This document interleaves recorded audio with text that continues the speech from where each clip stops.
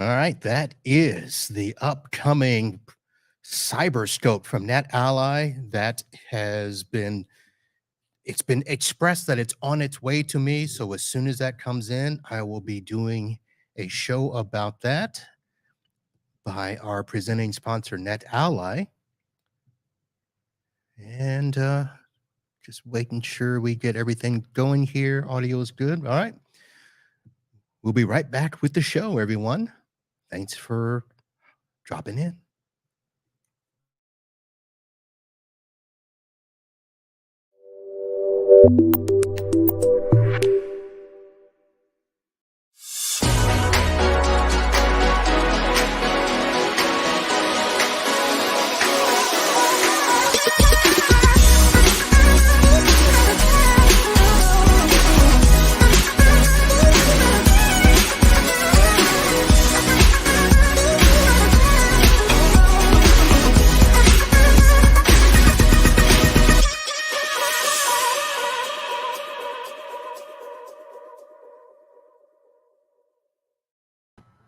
Hello, friends. Uncle Marv here with another episode of the IT Business Podcast. This is the Wednesday live show presented by NetAlly. And this is the show where we try to help the IT professionals in our industry do their jobs, run their businesses better, smarter, and faster. Tonight, we are doing a very special live Q&A or recap or whatever happens with our good friend Diana Giles from Skyline IT Management.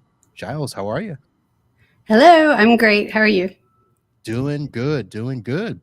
So we are doing a live show after we just put out 3 lovely M365 videos that you and I did just a while back. And did you get a chance to check yourself out on the videos? Well, I don't really like watching or listening to myself, but I did, watch a little bit just so I could kind of make sure I remembered what we talked about. And I was pleased with how they turned out. I hope that it provided information that people find valuable.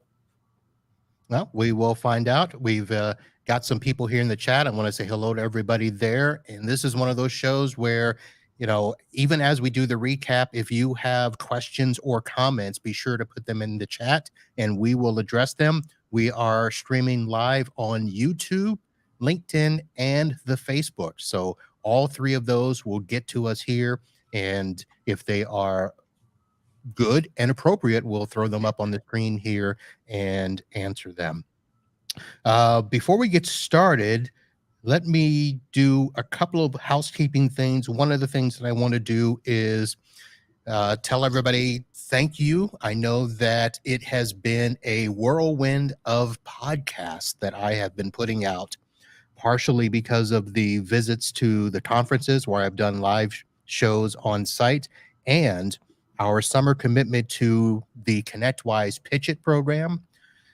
Folks, those are almost done, and we'll be back to our regularly scheduled programming. We've got some MSPs coming up. We've got some product reviews, but I want to say thank you for, I don't want to say putting up because that's not a right word. Some of them have been very well received. These are all emerging vendors in our space, and some of them have some really good things that I think apply to one of us or some of us or all of us at a particular time. So that's why we do that, to get you guys information, and you never know where you might find out where that next stack item is going to come from. So let's see. Giles, I'm off for the summer. I'm not doing any conferences anymore until I see you in September at TechCon. How's your summer going to be? I've got one more in between now and then. I'm going to go to ChannelCon. Oh, ChannelCon, the big Vegas trip. Yes, I haven't been to one of the really big ones like that, so I thought I would check it out. Okay.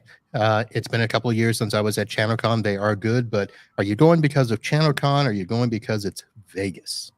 Both. I mean, it's a location that's easy for me to get to and pretty inexpensive to get to from here. So it was a good place to go. All right. Yep, that works for you. Not so much for me, although I did check flights. Flights are actually pretty cheap, which I suspect is what they do in Vegas to get you there. But it's a 5-hour flight for me. Yeah. That's one of the reasons I don't go west of the Mississippi. It's just too long a flight. But I will be headed up north to visit you, Paco, and Rick at the upcoming TechCon Unplugged this September 7th through the 10th. So that is going to be a fantastic event. There are still tickets available, folks. So if you head over to techconunplugged.com, you can still sign up. And I don't know what the discount code situation is, but if they're out there, reach out to Rick and Paco and they'll get you a discount. Likewise, Vegas accepts all takers. Yeah, well, I have quite the longer flight schedule to get to New Jersey for TechCon. So, but I'm still going. It's not 5 hours, is it? It's 2 flights, and it probably does total 5 or 6 hours. So. Oh, you're doing the connectings. Yeah. Yeah, I can't do that. I try not to. I try not to as well.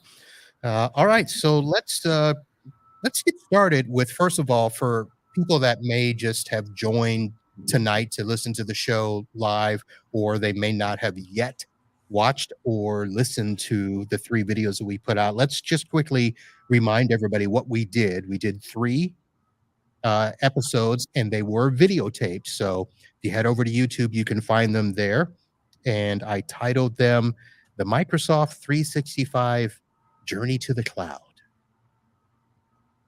Did you like the title? I did. Yeah, it is a journey. Yep. That is for sure for MSPs and for their clients when they're, especially, they're doing it for the first time. When clients, it's new to them, and so it's definitely a journey. And our job is to try to make it as painless as possible for them. So. Right. Now, I know that one of the big reasons that you wanted to do something like this is it seemed as though there was a lot of confusion, resistance in moving customers to the cloud. Have you found that to have changed in the last couple of weeks? Because they're changing names. Yes, they are. And not only did they actually officially changed the name in most of the admin portals now too.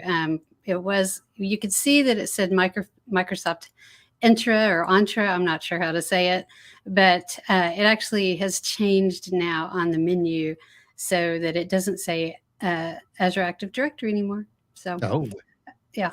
But yeah, it's, I mean, I really feel like there are some MSPs that, have really, of course, just gotten very heavy into it. They're already way on their way with their, clients. But then I get the feeling just from either the questions that I get at conferences or just people that I'm talking to that they're just not quite, embracing it yet as far as really trying to take clients off of servers and that kind of thing. The other thing that I run into is, sometimes I get a new client that's coming to me to help them. We've won the client, but we're also typically in the process of moving them to Microsoft or improving their circumstances. Maybe they're already on Microsoft. Maybe they've already been working with another IT provider. And, I get in there and I find out that regular users are global admins and things like that. So I know that there are a lot of people who really do know Microsoft 365 out there in our community. And then there's a lot who probably don't, or maybe who want to and are really excited about doing it, but they just don't know where to get started. I know you called me a Microsoft 365 guru, and I feel there's so many other people that I look to for their knowledge of Microsoft 365 that I don't even feel worthy of that title.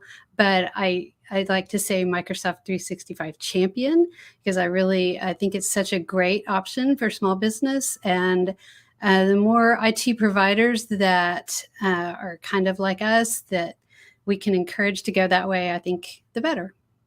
Well, you can call yourself champion if you want. I'm going to call you guru. Okay. All right. So you can.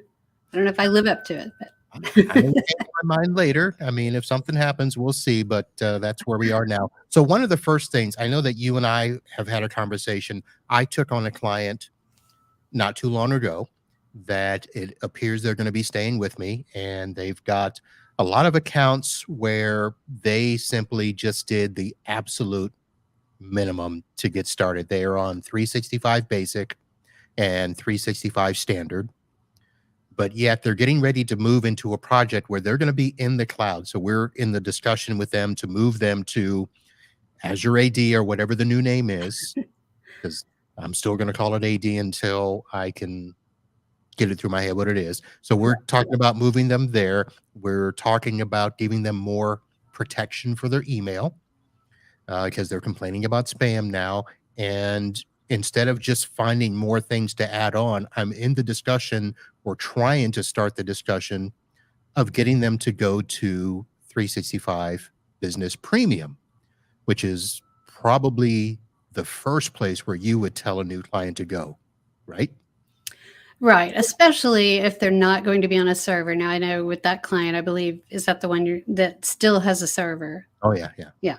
So definitely if they don't have a server, but even if they do, there are just so many advantages to it. A lot of the controls that you can, put on an endpoint, yes, you can do it with group policy, but you can also do it with Azure Active Directory, Intune, and all of that. And I think it's a little bit more robust and modern, addressing the more modern technology uh, without having to add on, significant like E5, E3 licensing. You get compliance, labeling, things that you can do that, like you can ask, and it may or may not be that big a deal for that particular client, but there's some questions that you can ask to try to help when clients are, that price tag. And we talked about that in one of the other episodes,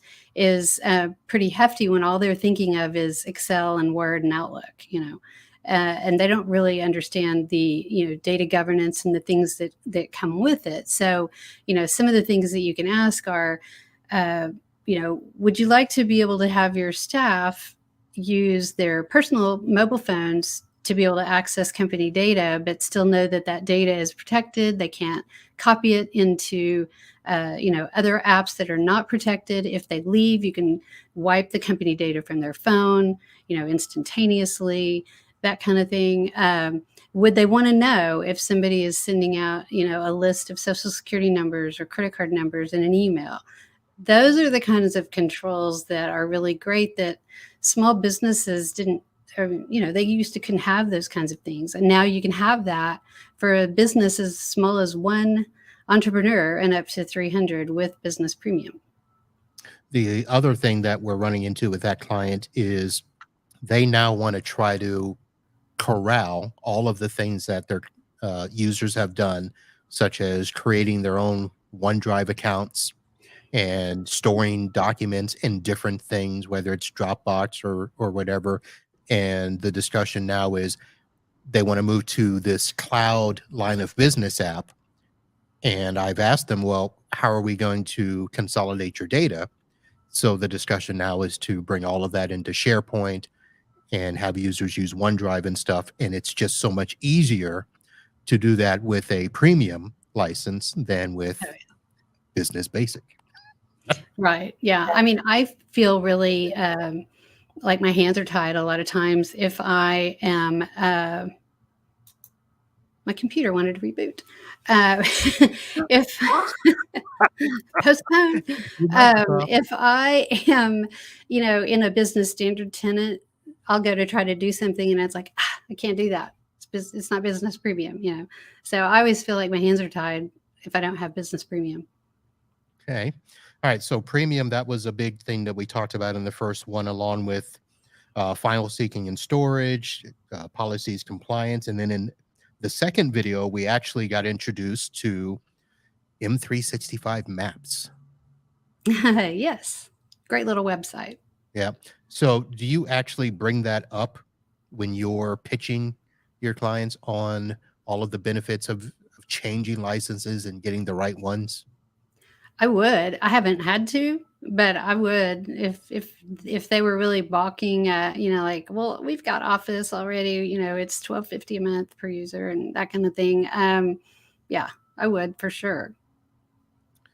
Well, one of the things, let me see, let me pull something up here. I'm not going to share it, but I was looking at something earlier and trying to tell them all the things that they get in the premium as opposed to the basic stuff. And I mean, we're looking at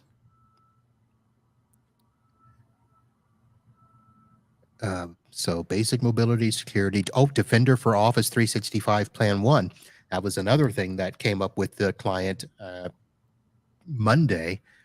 The owner asked me about what can we do to prevent the spam. I think the uptick is up, and he himself is on a 365 basic. Yeah. And I said, well, I mean, there's really not much we can do unless we do an add-on. We can upgrade your license or do the Microsoft Defender for 365. It's going to cost them, $2 more per mailbox. And it was funny because usually he's, nickel and diming, but in this case, he said, all right, so let's clean up mailboxes and get rid of some old accounts and then add it to everybody. And Well, it, that's it good. almost takes a pain point for them to just realize that, it's not about the money. Right. So, Because what you're going to, you will spend the money and you would have spent the money with a lot of the other technology, or if we're talking especially of taking somebody from a server, but, servers are expensive and the maintenance and all of that, but also time and frustration and just having things run smoothly, really, taking those pain points away can really make that price tag not seem as high. yeah. So here's something in here that we had on another list to talk about, but we didn't do it in any of the 3 video alert policies. Oh, yes. Yeah, I was just saying that I like to add custom alert policies to the ones that are already there, because you can get, there are some that are built in, and those are great, but there's others that I like to add so that you can, and I do it with a script, and I add a whole bunch of them all at once, with a nice little script that's out there to do that. So it isn't hard. The most I mean, time consuming thing is making sure that you've got the email alerts set right. So, you have to go in and add the different emails. So, right. I mean, the ones that they come with seem fine to me. So what would you be adding? well, let me go look at my list so I know what to tell you, without, because a lot of them have to do with like email, and people, like a login, that is not, like too many login attempts that are not um, getting, put through. Let me see if I can find my list. Right. So if you Because I'm don't in have, my demo tenant, or I don't have them on my demo tenant. So well, I have them in my real tenants, all my clients. But I can't think of one right now because there's just a list, and I add them all in at once, but I do a whole bunch of them. I'll try to find that. And okay. Well, I'll go ahead and say I just saw our good friend Eric Anthony just popped up in the chat. Hey there. Sorry I'm late. But nope, you're good. Listen, if you can make it, you can make it. But this is video. And of course, you can download the podcast to catch up later. And we're just doing a quick recap of the journey of M365 to the cloud. And Giles is looking up I'm some looking for some. custom alert policies that would be added beyond the ones that are already in there. Yeah. I mean, it's definitely something that I always do on every tenant. Like I said, I don't have my own tenant up right now, and I'm drawing a blank on like an example of what's a custom one that I do versus one that is already built in there. Because I don't really look at them individually very often. All right. And I'll just read a couple of things here Okay. that I put as bullet points. One of the other things we talked about was setting up user groups and utilizing dynamic groups for easier management. And you can set up dynamic membership rules for devices as well. So that seemed like a very good thing. And then, of course, we talked about the ever popular conditional access. Yes. That is that's one of the best things that you can do for security is to really get those conditional access policies. You know, you can there's all the kind of the standard ones that most everybody recommends, but then if you want to, you can for different unique situations that your client has, you can modify them, and I mean you can add new ones and get them really custom for their particular situation. Right. Um, And then Eric asked, what do we think about the Azure AD renaming? I know I saw a post earlier, and it's probably 50-50. I think a lot of people are just kind of used to Microsoft renaming things. And, oh yeah, in the end, it doesn't matter because they're going to rename it at some point anyway. And then, of course, some people are liking the change. To be honest, what was it? What was the name? Intra? intra, yeah, I mean, tomato, to be honest, tomato. I that means nothing to me in terms of the change. It's not like it sounds better in a sense. What do you think? um, well, the thing, they they definitely have a reputation for changing all their names all the time. But there is a big confusion with people about Azure AD and Azure.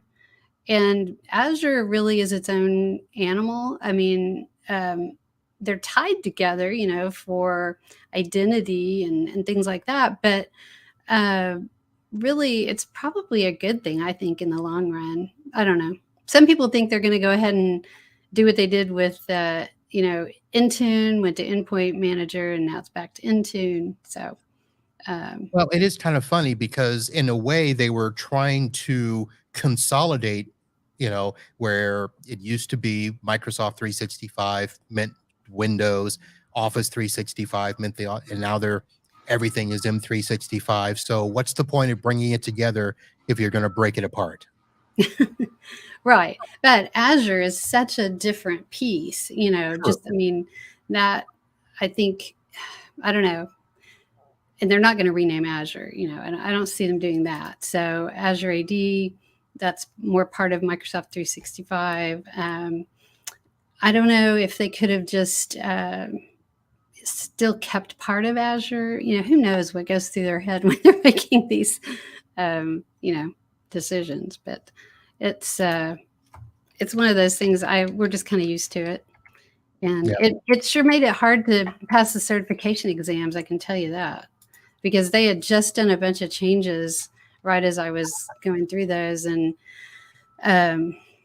they had changed a lot of different names, and Yeah. it made it really hard because the study materials might have been on the old stuff and the tests might have been on a new one. And so Well, it's a way to get more money. Although Mike makes a great point. We couldn't agree how to pronounce Azure or Azure. So we're going to have the same issue with intra. yes, exactly. That I know.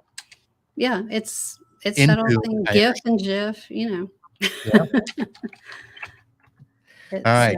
Did you find your policies there? no, I'm looking. I'm still looking because I'm having to talk and I can't. I'm No. not very good at multitasking. Why don't I do this? While you're doing that, I will Uh-huh. take this time to say thank you to our sponsors.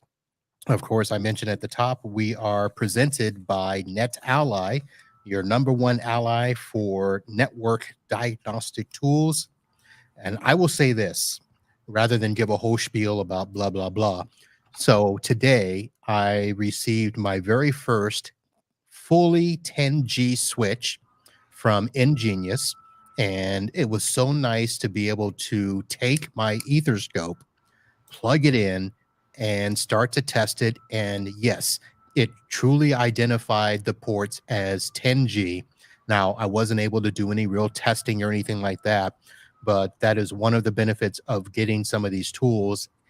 When you get these higher end products and you can validate that they do what they say they do, That is fantastic. So, Net Ally, deploy, manage, and maintain today's complex network troubleshooting with Net Ally. Our live show brought to you by Computers Done Right, managed IT services company, providing support and management in Venice, Florida, and surrounding areas. They do computer repair, virus removal, as well as website design and social media marketing for all your computer needs. Go to computersdoneright.com. And Instant House Call, the remote support software that's perfect for small business with unique features that the big boys have: personalized branding, file transfer, unattended access, auto PC repair, multi-monitor support.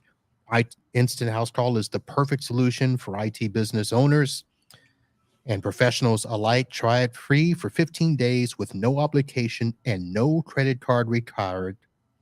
InstantHouseCall.com. I give you enough time? Yes, I found them. Yay. All right. I just got in one of my tenants. Okay, so one of the ones that I should have been able to think of this one. Well, actually, because the problem was I didn't know if it was custom or if it was built in. But this one I flagged quite a bit because it's conditional policy added, conditional access policy added. So you get an alert when a conditional access policy has been added or updated, if consent has been given to the use of an application in the organization. One of the things that I always do is make it so that, users have to request access to an application. So we want to know if a consent has been granted to, some sort of application out there that's going to be accessing company data. If there's been some sort of partner relationship added to the organization, we want to know about that. If a new member has gotten a new Azure AD role, if a conditional access policy has gotten deleted. So all of these things, kind of have a lot to do with security. Now, some of this sounds like stuff that, as the MSP or the IT department, we would do a lot of these things. So are these set up for companies where you've allowed management to do some of that stuff, or if you're doing a co-managed situation? Now, these alerts come to us here. I Right. mean, Okay. I Some get do, these. but Oh, I mean, if somebody is giving consent for a program, isn't that usually the IT department giving consent? it is. And the way I have it set up, it is, or an admin here has to approve an app.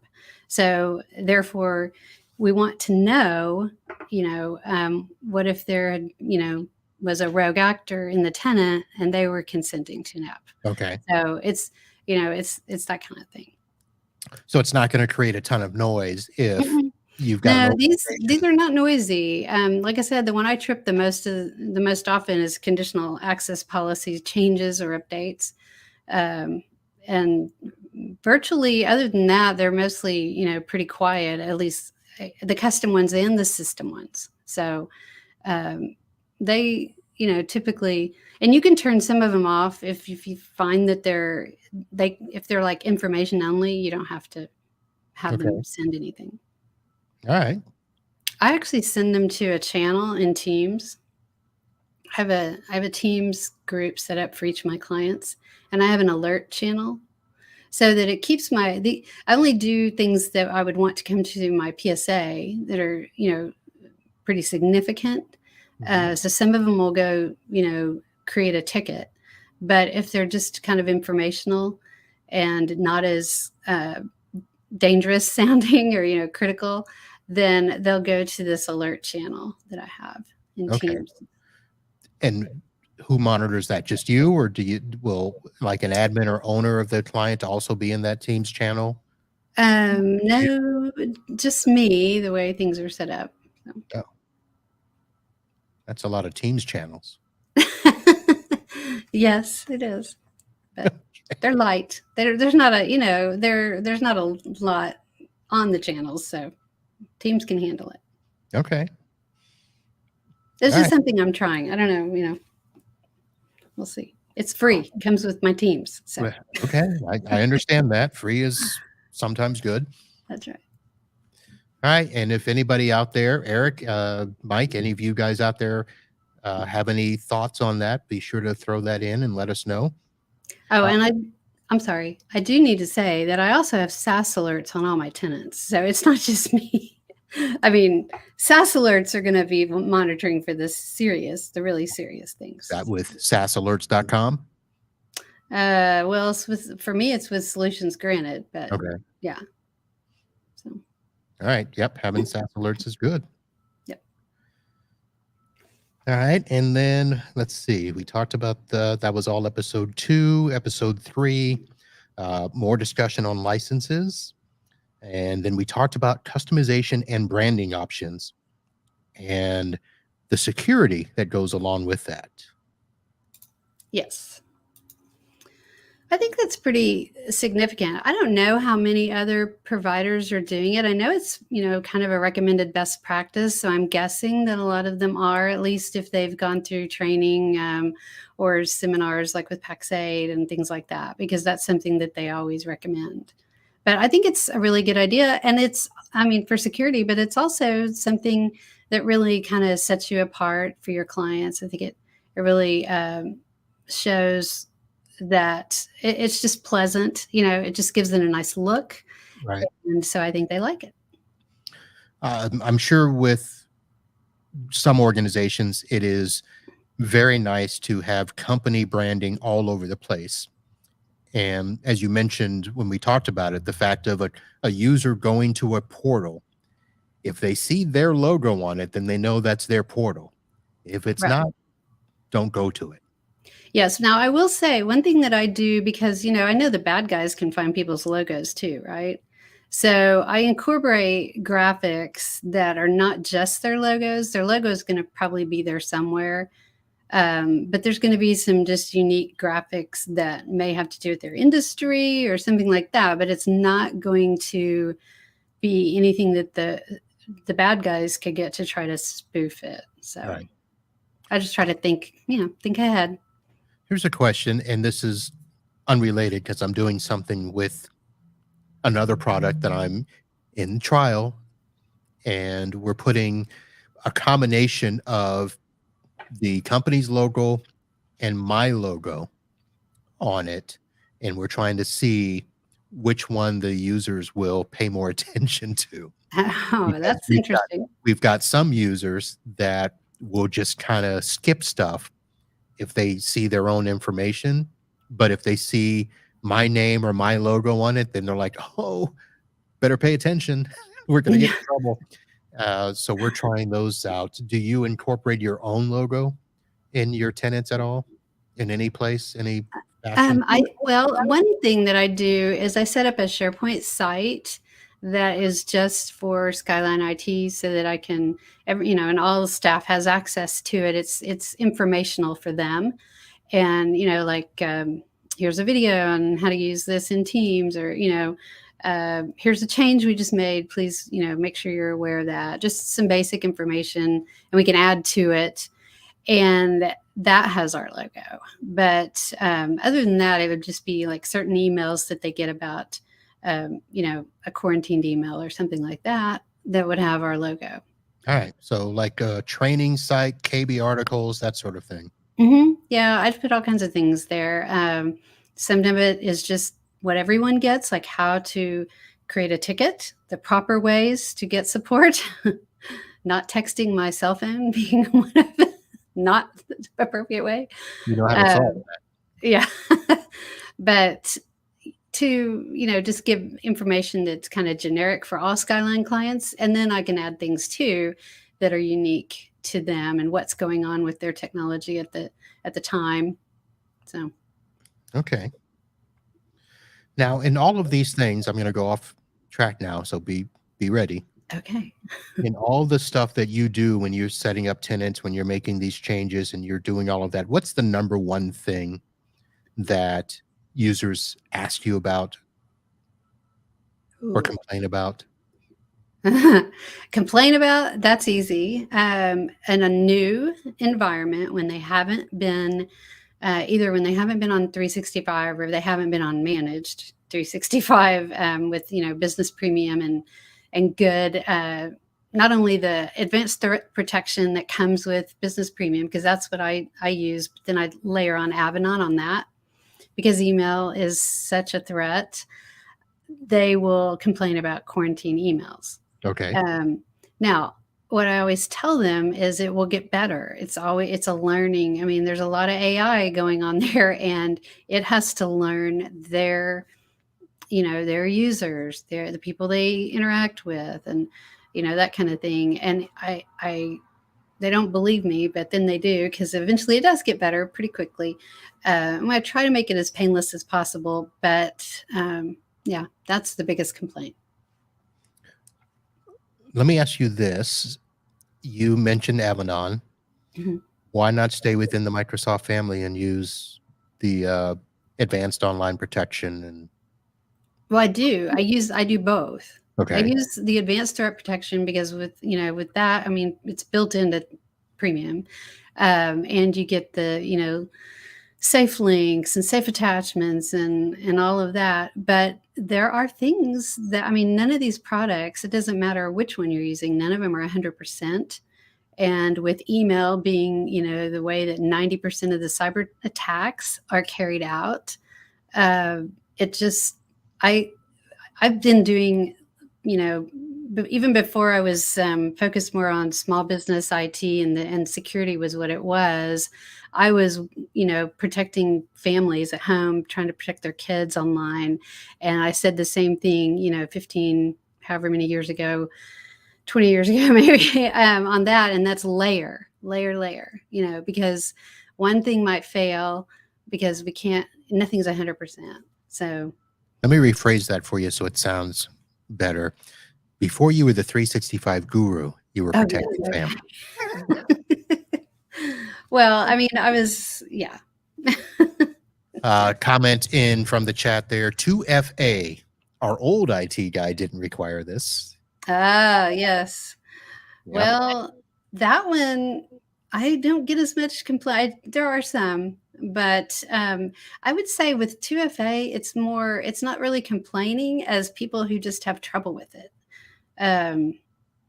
Yeah, A learning curve for some I'm of them. having some people that if they log into the web and they get, you got to receive a text or whatever, they get a little frustrated, but trying to explain to them, look, it's for your protection.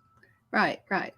And if they're Azure AD joined on an Azure AD joined device, they're not going to have to get that kind of thing as often. It depends what they're doing. That's the other side of it. Having people understand that getting company-owned devices is the way to go, rather than just letting everybody, BYOD.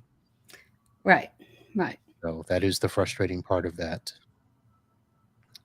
One of the things that you also had on the list here, that if somebody is watching the videos and somebody is just starting, that one of the things they can do is build up a process or checklist in the beginning to save yourself some headache down the road. Now, of course, even as a veteran, you got to go back and make sure you have that as well. But putting together a checklist for onboarding, for those scripts that you talked about, for the custom alerts. I mean, how big is your process or checklist?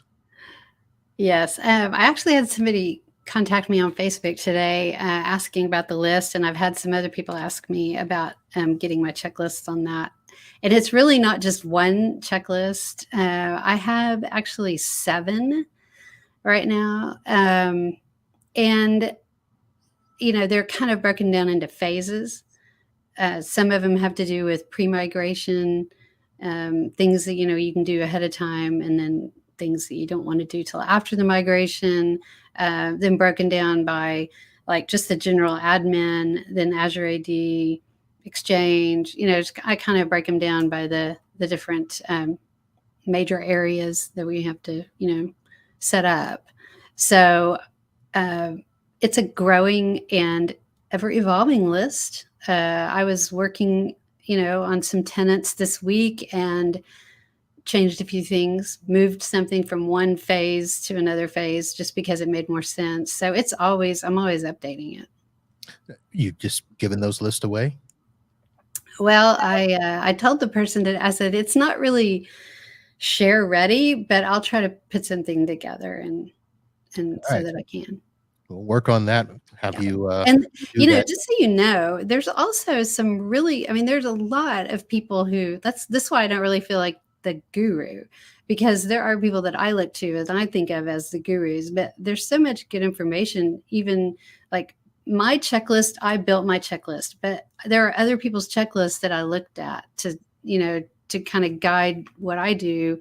And then I tweaked it, to how I really wanted to do things. But um, the guy at IT Pro Mentor, and then Nick from T minus 365. He's got a lot of good information. Scott Riley from Cloud Nexus.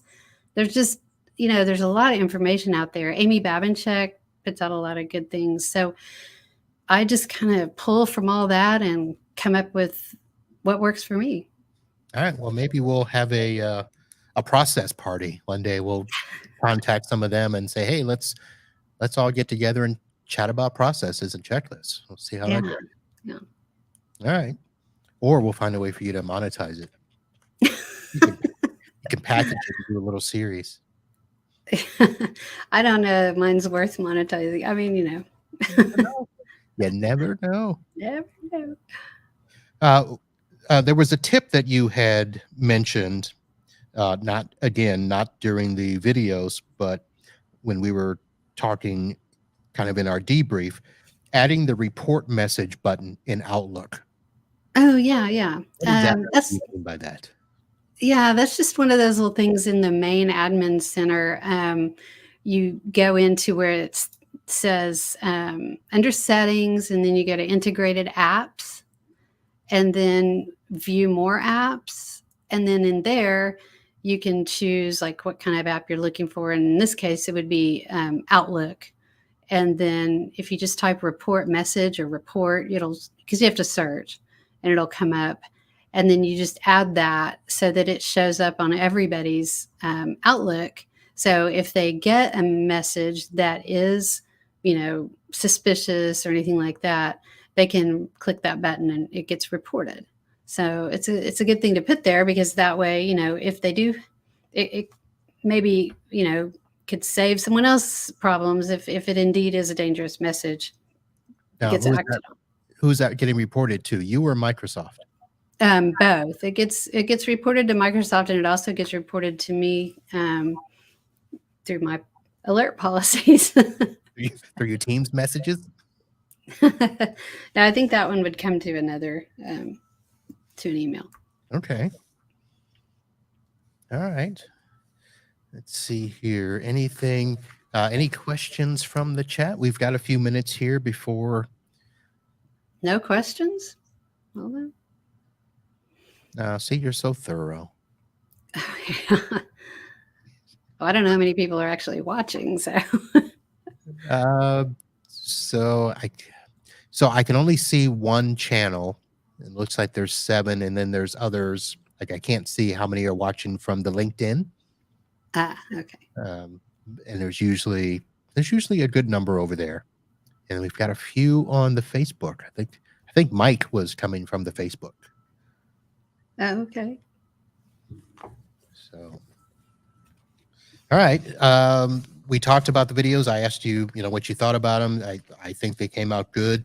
Was there anything that you thought, oh, I should have put this in the video? We should have talked about it. Was there anything that came up like that?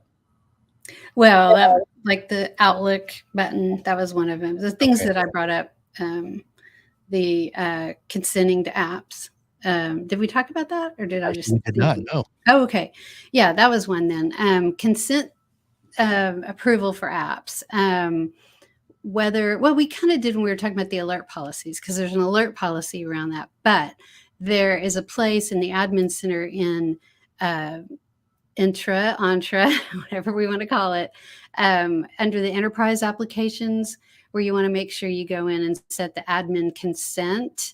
that you have a lot of you have several options there as far as what you would allow.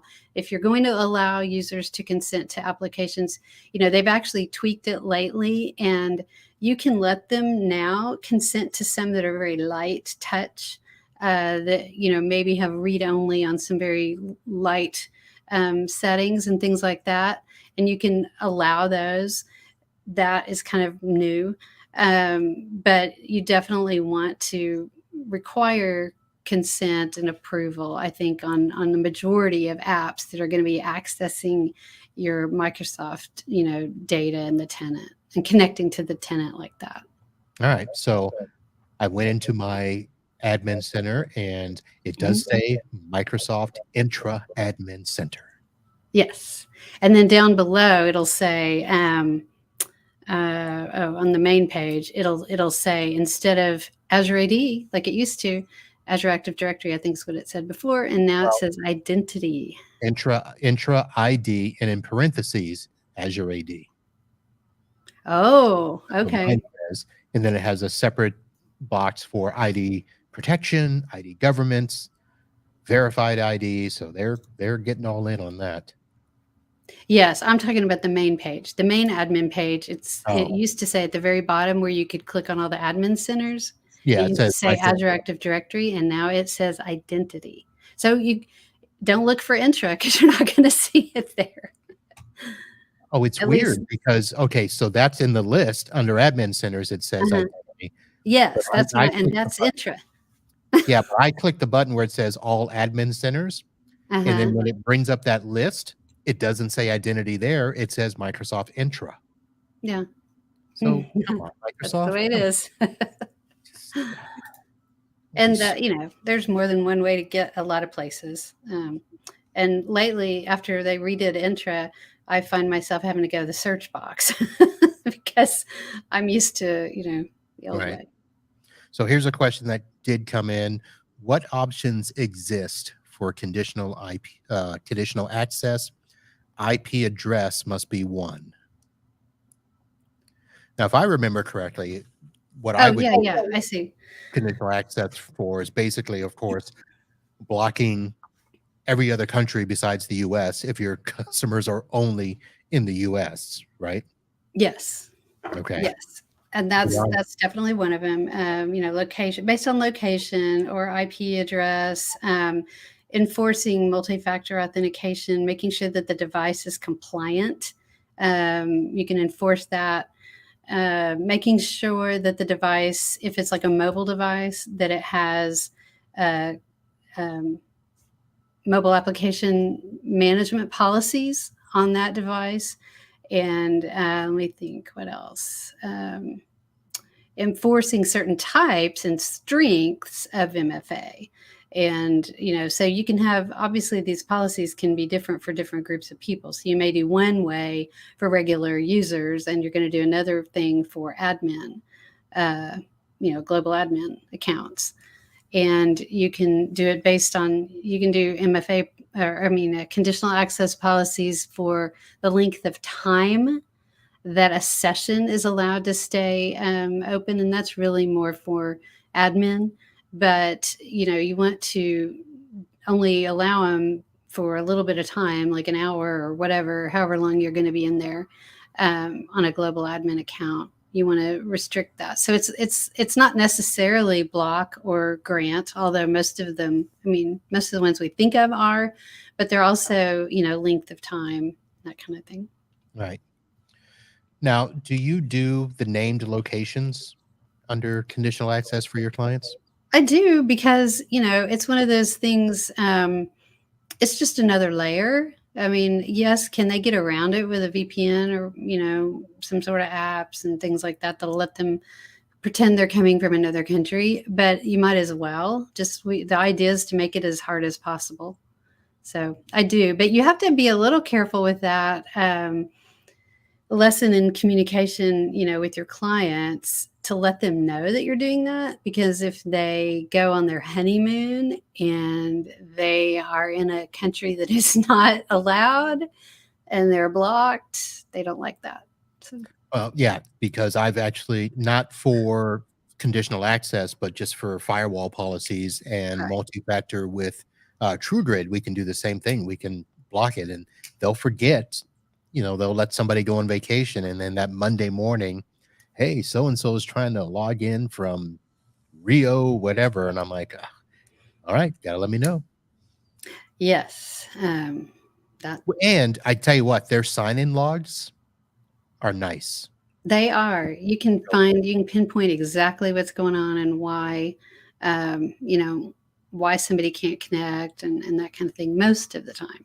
So, So as I mentioned that, there's a failure in my own tenant because somebody tried to log in from Dharmaran College, Kamatka, Indiana. I don't know. mm. Well, that doesn't sound good. Yeah, I don't know what that is. I wonder But if it it's failed, right? oh, So, it failed. Yeah, it failed. yeah. Yep, a lot of failures there.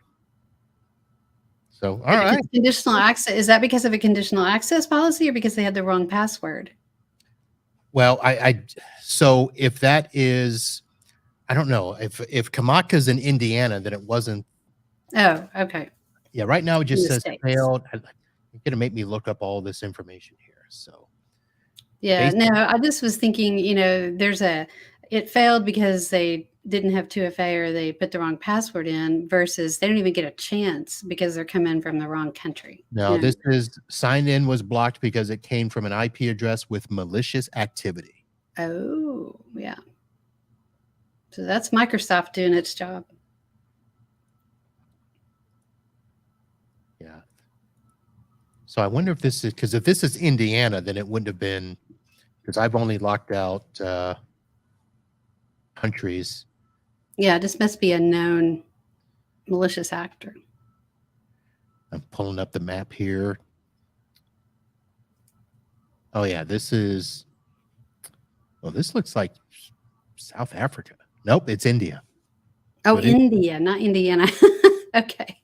That makes sense. Yep. So Not there we go. China or Russia. Yeah, who'd have thought, right? Yeah. All right. Well, Giles, thanks for hanging out, and thank you for those that have come online and asked a couple of good questions here. Of course, feel free to go back and listen to the podcast if you just like to listen, or you can go watch the videos on the YouTube channel. But if you head over to IT Business Podcast, you will see them all episodes 530, 531, and 533. We snuck another podcast in between there. Everyone's probably sick of me by now. So You are definitely sick of me. Although I do have to say one thing. I probably should have done this at the very beginning of the show that I need to apologize to some listeners because apparently I have neglected my duties. And for people that are a little behind on the show, and we've had Florida Man stories on, I haven't been putting all of the links to Florida Man in the show notes. And I apologize for that. And I will make sure that going forward, all the links will be in the show notes, including Florida Man stories. they're getting upset without their Florida man because they can't Google. I don't know. It's what it is. But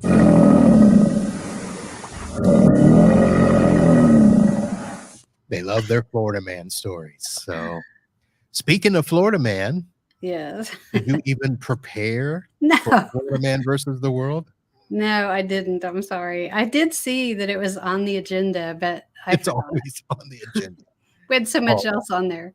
well, that means you have to answer a random question then. Uh-oh. Okay. So let's see. Let me pick a. So I found another site. So let's pick a category. So Mhm. would you rather question, a trivia question, an icebreaker question, or a fun quiz question? Oh, wow. I don't ever like icebreaker questions. I always think they're kind of weird All right. usually. So, are the would you rather ones clean? I don't know. Here, let me just generate one and see. Okay. Oh, this is good. This was a Okay. good one. Okay. Would you rather have a private jet or a yacht? Oh, yacht. It really in Oklahoma? Well, yeah, I mean, because it doesn't have to live in Oklahoma. Okay, That's but you got to pay to transport it. well, yeah. Are we gonna pay to not transport it? I would have it down somewhere near, the Virgin Islands or something. It would live there. Oh, And it then fly. moorings or somebody would use it for people, and then I could use it when I want to. Oh, so you'd rent it out like a Yeah. like an air yacht and yacht. Mhm. Yeah, All right. exactly. People do that. I know people who do that. So, Okay. yeah. I myself, the private jet. That just seems so much more accessible to go where I want to go, and it's not restricted to water. That is And true. I don't have to go to where it is because I've got an executive airport, less than 2 miles. I'll just have it there, and I can fly by private jet out to Vegas or TechCon or Yes. I just think my problem isn't, I mean, it would be convenient. I was just thinking when you said private jet, I was thinking one of those little tiny planes, and I don't like those. That was why. So, private jets like the G6. okay. Well, I didn't those think things it's kind a of private frighten me a little. plane. It would, like, what happened to Payne Stewart? I don't know. I just Oh, don't know. that's because they were flying themselves on tiny little planes. No, we're talking this is gonna be kind of like your yacht. It's gonna be big. This is gonna be a big private jet. It's gonna be Okay. like I can take, 30 of my closest friends. Okay. Well, then I might switch to private jet if that were the You case. already said your piece there. Okay. Can't All take right. it back. Do All we right, get to hear and Florida Man still then, or is so that it? yes, so Okay. here's what I'll do with Florida Man. I'm gonna give you 3 selections, and you pick which one you wanna hear. So let me pull up the list. Do you wanna hear, it's where's my All right. Do you want to hear a Florida man story involving a train, a dog, or a barbecue grill? Can I ask a question? Will the dog one upset me? Of course you will. It's Florida man. Oh. What was the third one? Sorry. A barbecue grill. A barbecue grill. Let's do that. Okay. All right. So the full title is Florida man hits cars with tire iron, throws barbecue grill at deputies in road rage incident.